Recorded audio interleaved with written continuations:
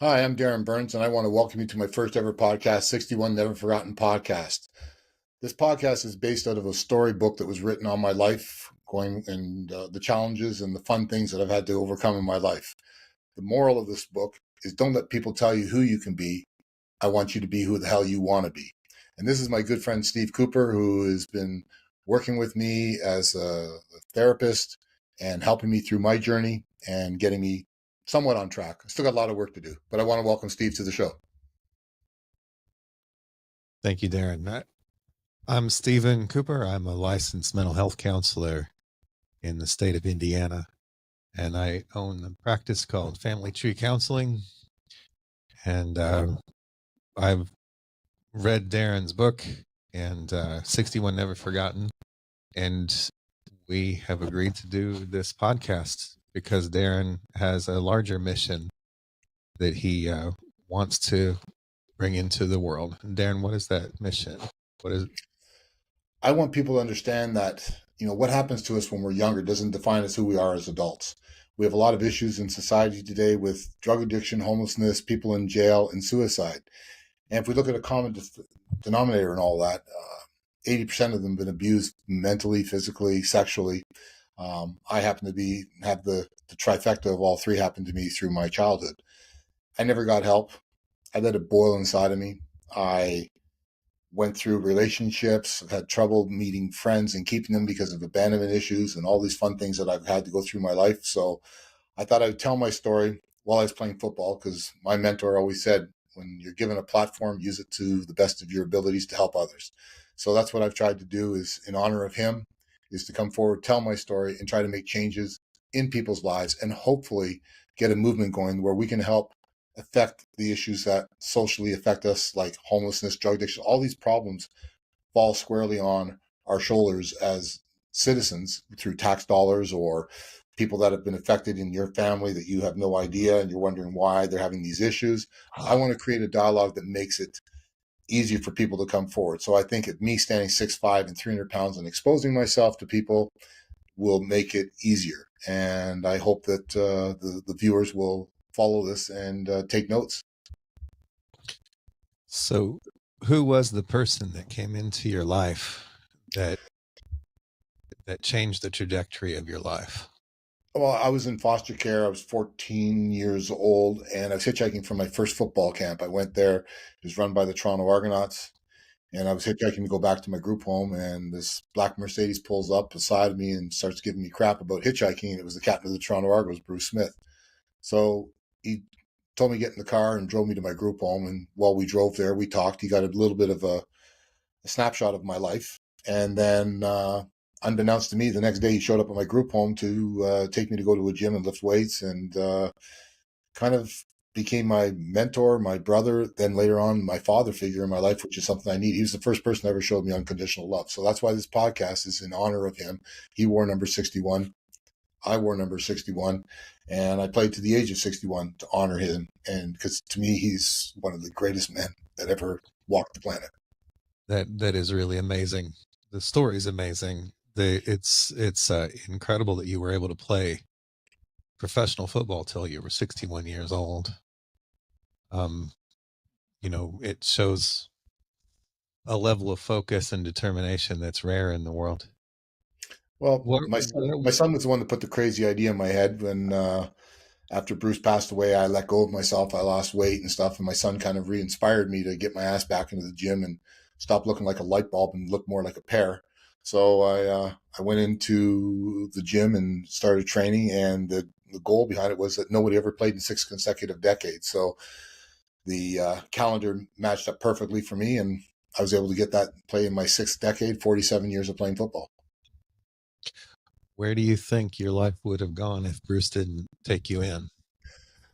Oh, I know for sure I wouldn't be doing a podcast today. Probably wouldn't be breathing, or I would be in jail because I was a bit of a badass growing up.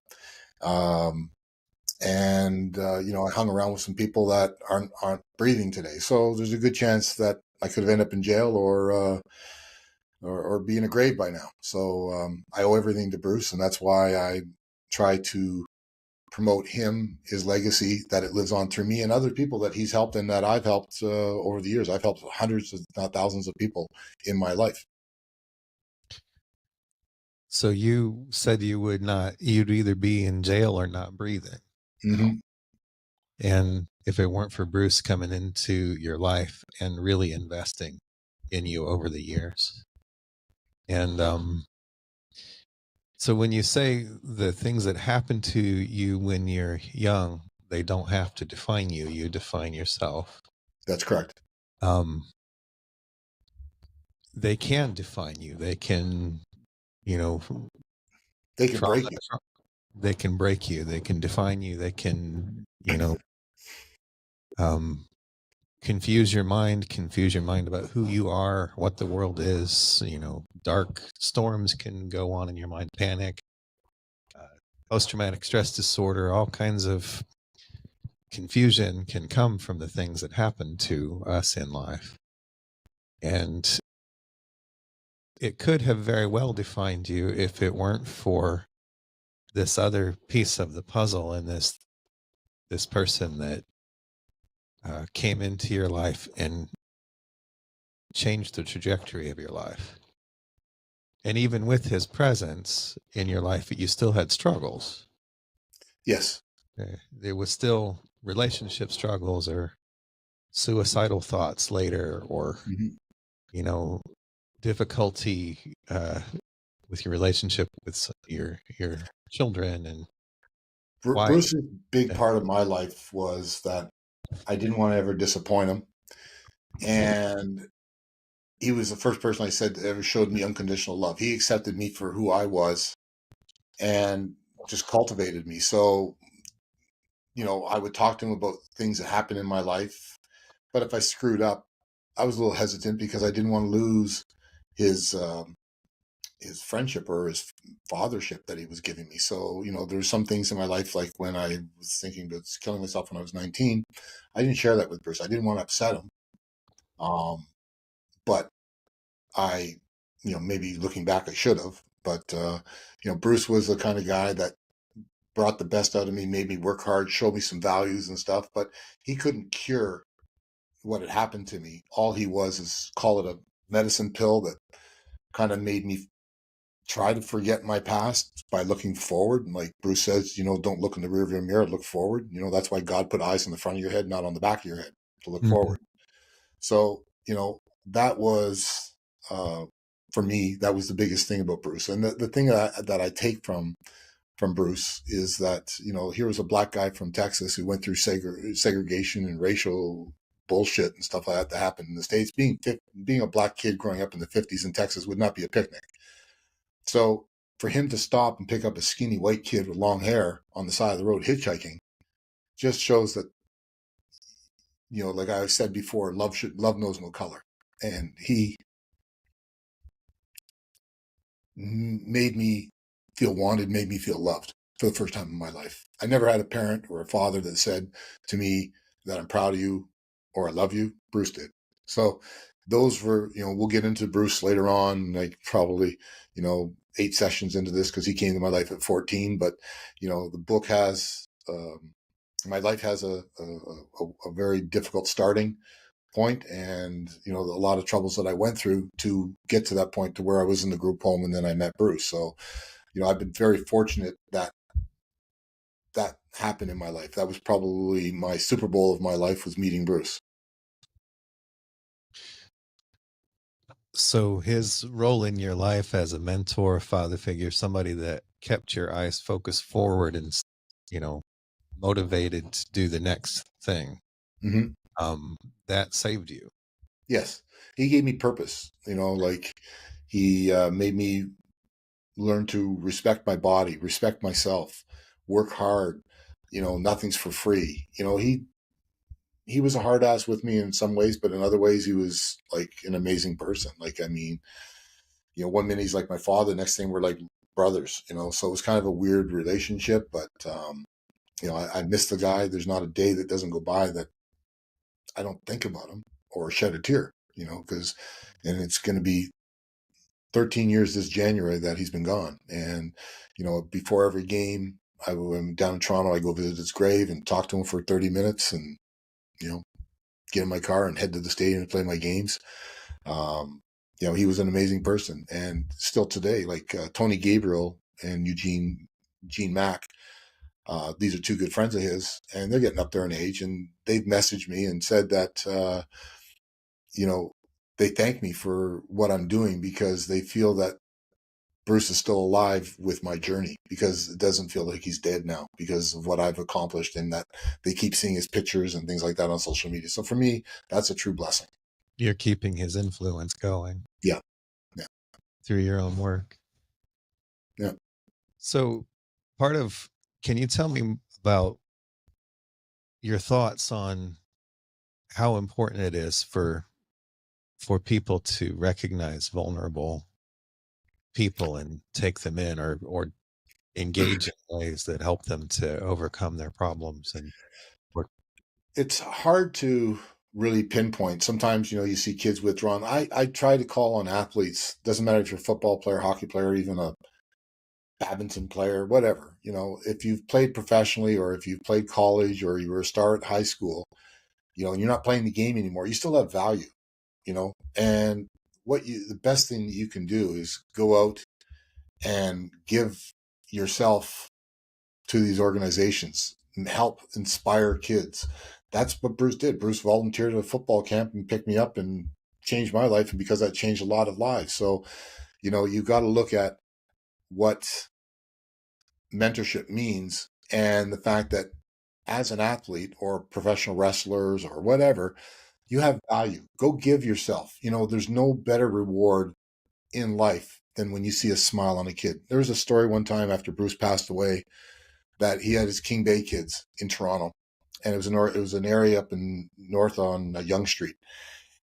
There was a lot of murders and stuff going on, and there was 30 kids that I took to go bowling. So I rented a bus, bowling alley, and I took the kids bowling and stuff. And there was this kid that's mother was murdered by accidental shooting, and then the father was murdered on the street.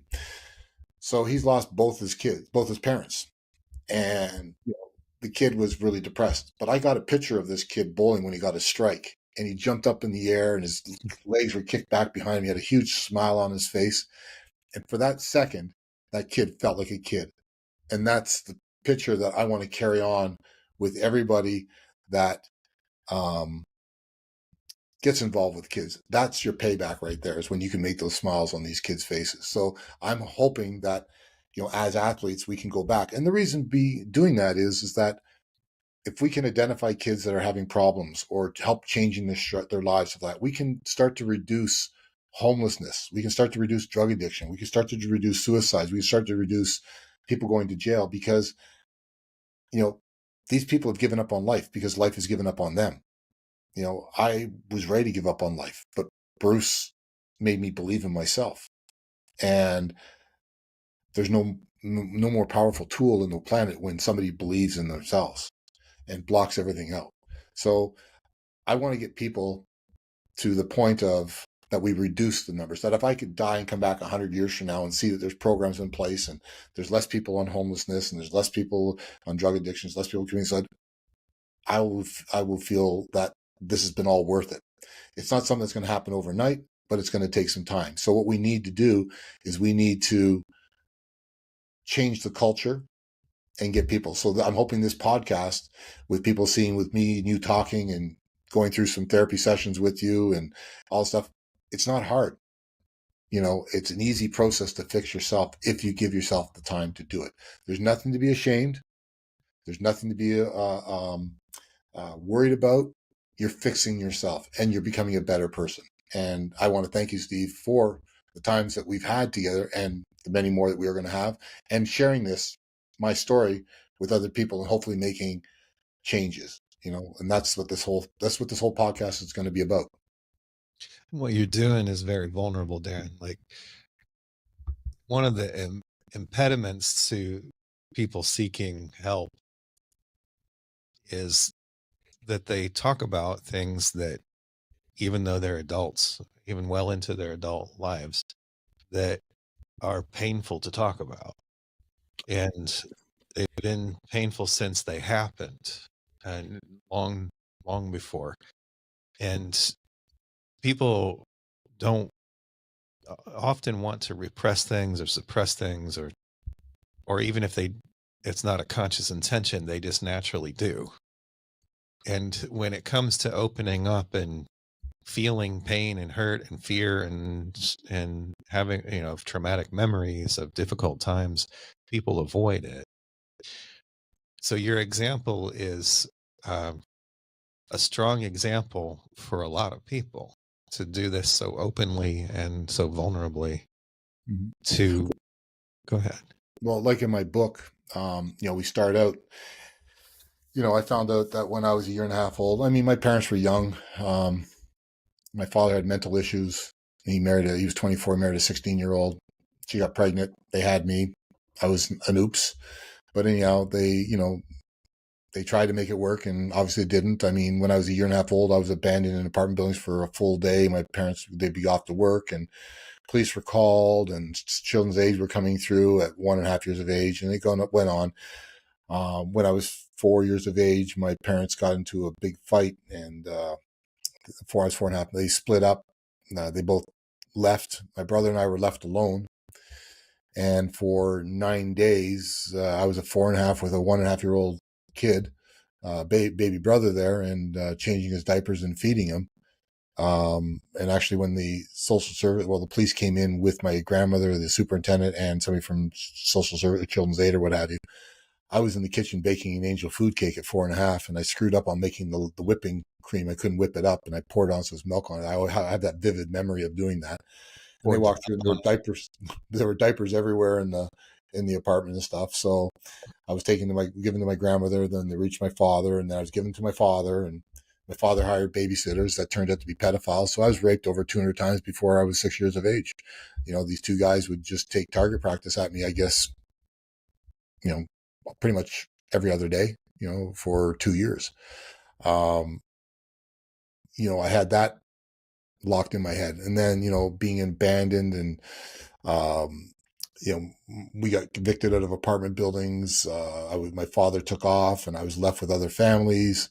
I went to 27 schools by the time I went to grade 9. So I've had a hard time in connecting with people and having long-term friends. I have a few friends like, Tony Visco, who lives down, he went to Purdue. He played football. He was my neighbor down the street. He's my longest running friend. He and I have been friends since we were 4 years of age. So 57 years.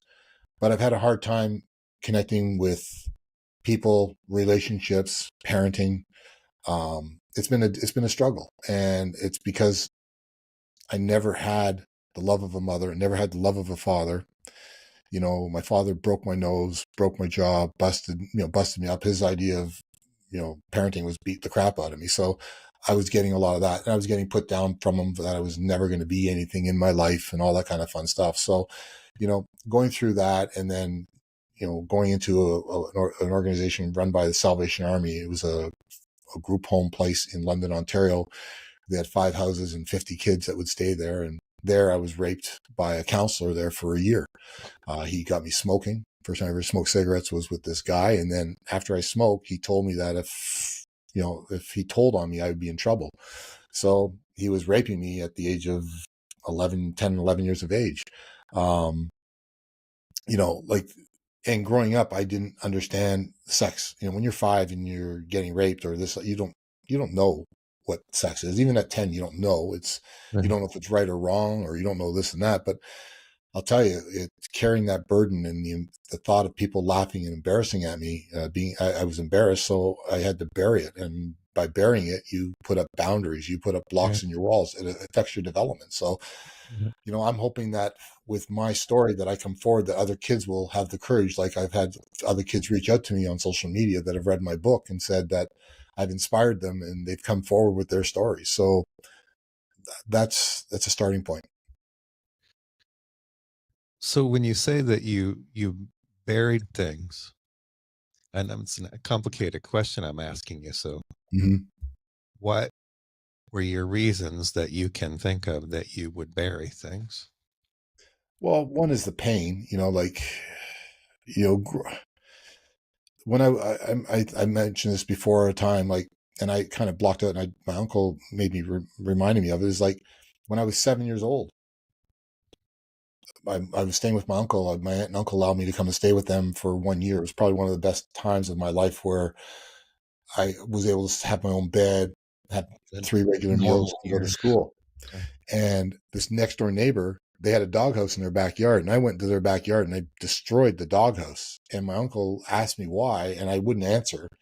And about a week later, after being punished, my uncle asked me again, and I told him, I said, it wasn't fair that a dog has a house and I don't, or a home and I don't. Mhm. So when you're 7 and you're doing stuff like that, you're pretty messed up, you know.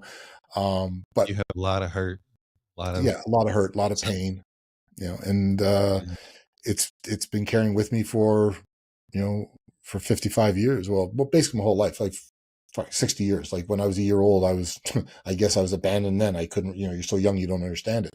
mhm. But it's been it's, it's been a struggle. You, you, you get mechanisms there that are designed to protect you. And I got into a car accident in March of 23. Yes, March of 23. 6 weeks before the football season. I was almost killed in it. We rolled 8 times down the highway. I had a severe concussion, 6 broken ribs, broken thumb, lacerations, and what have you. And because of the impact of the concussion, what it did is it scattered my brain, and it knocked down all the blocking mechanisms that I had in my head. And I was a basket case. Like I was just angry. I was whatever you could think of, because all these feelings were pouring to the front and I couldn't control them and what have you. So I've been that's why I was with my friend Jody, and we decided to write a book. And it wasn't so much to write a book to publish; it was just to write a book on my life, get it Yeah. on paper, get a good understanding of it, chronologizing it, just to get an understanding, and realize that there are a lot of really good things that have happened in my life too that I've been blessed with. So the book shares all that. So that book is basically me dropping my pants and just exposing myself to everybody. But for me, it was an opportunity to clear my head and heart, and um, try to make some sense of it. And like I said, it doesn't matter what you're born at. It matters how you finish the game. So, I'm at the later part of my life, and I will hopefully will make some changes in lives and have a good 15 years left of whatever I've got left on this planet to be enjoy it, because realistically, birth of my kids, other than that, and meeting Bruce, there hasn't been a lot. Like football was, I don't know, football was more of a cover up for me in a sense that, I was good at it, but I was able to beat the shit out of people and not get arrested. So that's why I played the sport. Mhm. I was able to take my frustrations out on the field, but I want to find peace in my life and be happy. So I'm hoping that whatever time I have left on this planet, I find happiness. I've got amazing people in my life now, an amazing partner. So I, I'm in a really good spot today. So like I said before, I don't want people to feel sorry for me. I want people to watch this podcast, hear the different stories. We're going to have some fabulous guests on here. We're going to have some famous people on this podcast. People are going to go, wow, Darin knows this person. Darin knows that. Yeah, I know a lot of famous people. They're going to come on our podcast. They're going to talk about their lives. They're going to talk about what I've done in their life, and some positive energy for everybody. So I think that, I think my story, and Randy Chevry, who has, I called him up about a month ago, and I was having a hard time because I just retired from football. It's weird at 61 saying that, but I said I felt lost, and he had a reminder. He said, Darin, you've got something more than any other pro football player's ever had at retirement. He says, you have a purpose. A lot of guys go through their career, they don't do anything, they don't have a purpose. You were made for this time. This is what you were meant for. You've got bigger things to do than football because of your story, and you're going to make changes. So that kind of elevated me up a little bit to kind of help me get through the idea that I'm not putting on my football helmet on anymore, or my, getting out there and smacking some people around, which I still could do. I really enjoy it, but at some point I got to grow up. And, breaking your bones and, tearing your biceps and tearing a patella tendon in your last season of your career and played through it, it's put a lot of damage on my body. So I'm going to heal up and start fishing. I think it's safer. So football, from the time before you were even 14 all the way up to 61, Mm-hmm. was a purpose, a driving force that kept you going. Yep. In addition to the other side of it, it was one of the ways that you were using to keep things buried. Yes. And it also gave me a sense of confidence because, let's face it, I was excuse my language, a fucking good football player. I have records that still stand today. If I didn't have as many knee operations as I had, I would have been, my opinion is I could have been a Hall of Fame pro football player. But my body, and Coach Trimble said, when I was talking to him, my coach, my junior coach, I told him, I said, my body let me down. He says, no, your body didn't let you down. He says, you're ready for today because this is what you're meant to do. I have records for sacks in a game, sacks in a season, sacks for a career in junior football. Everywhere I've gone, I've always been one of the top defensive linemen. I've taken great pride in that. That's Bruce's position. So for me, it's been it was an outlet, and and I didn't look at it the sport as football. I just look at it as beating the shit out of the guy in front of me, and there's not too many men on this planet I can't take.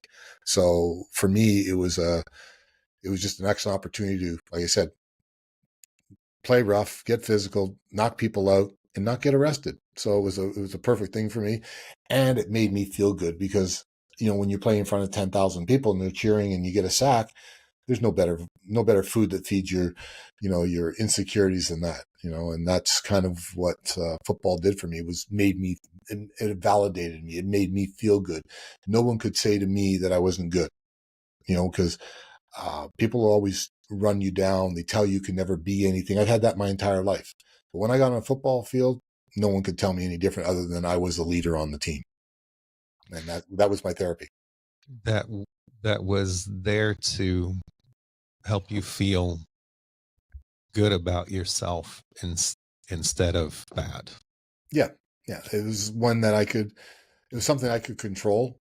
Mm-hmm. And, I knew that I was really good at it. So, the reporters reported. I mean, I was called the Sack King on Hamilton, in the Hamilton Spectator was, Steve Milton. He wrote about me back in the day. And, it's just, and even playing this year, people that I played with 45 years ago came out to watch me. There was a ref that was reffing a game that apparently I was his long snapper in 1987.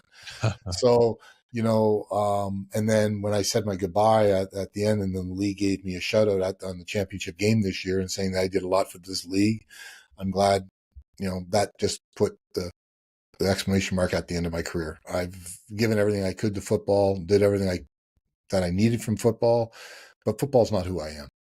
And I think that this part of who I am is who I am and what I want people to remember me by.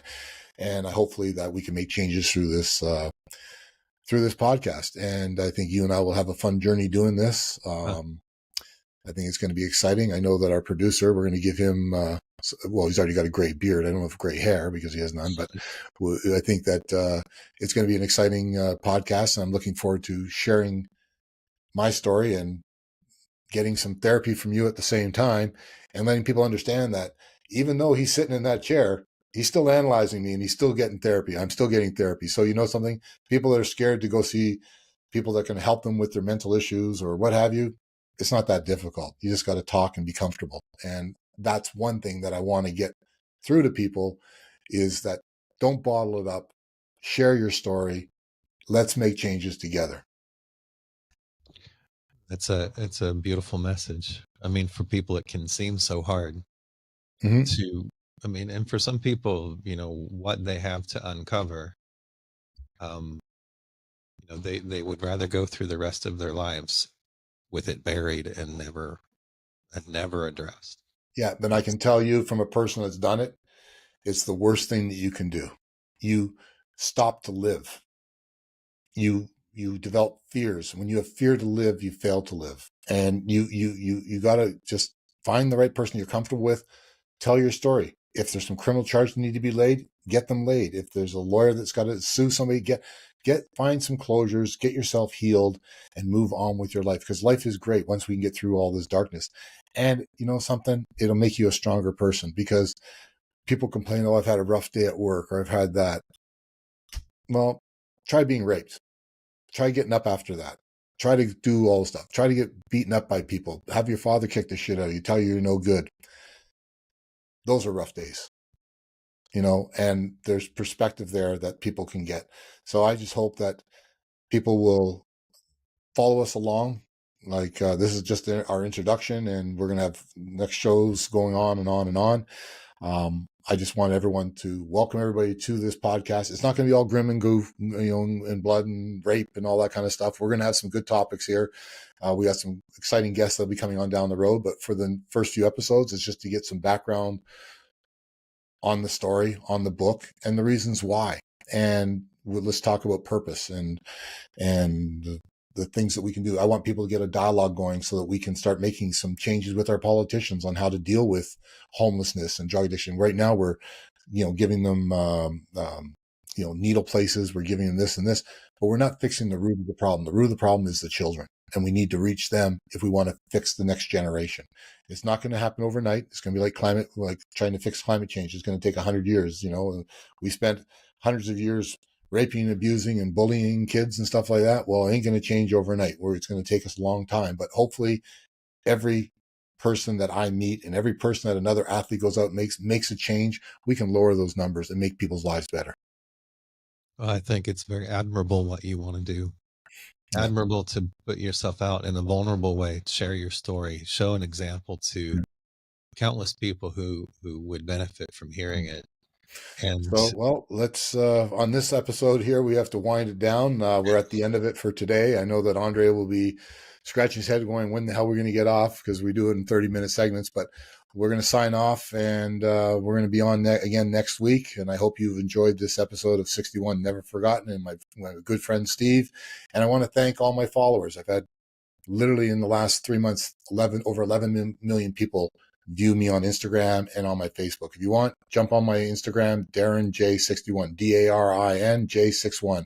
Go on my Instagram, and you know, I'll message you back. I talk to everyone that comes on my feeds, and I want to thank everybody, and we'll see you again.